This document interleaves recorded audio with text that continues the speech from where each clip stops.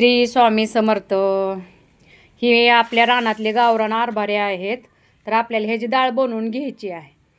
तर आपण हे सगळे नीट करून घेतलेले आहेत आणि रात्रभर पाण्यामध्ये भिजू घालायचे आहेत आणि सकाळी आपल्याला पाण्यामधून काढून कडक उन्हामध्ये वाळवून घ्यायचे. म्हणजे वर्षभर ह्याची कडक वाळले की वर्षभर ह्याची डाळ राहते. तर आपल्याला हे सगळे हरभरे मोपून घ्यायचेत. किती आहेत ते बघायचेत. ह्या शेराने मोपायच्यात. तर आता आपण हे हरभरे मोपून घेणार आहे. आत्ता आपण हे शेर भरून घेतलेलं आहे. तर आपण ह्या पिशवीमध्ये ओतून घेणार आहे. बघाव का असा. आणि हे आपले 1.5 पायले हरभरे आहेत. हो का, ह्याच्यामध्ये भरून घेतलेत. तर आता 1.5 पायले म्हणजे आपले 20 किलो झाले.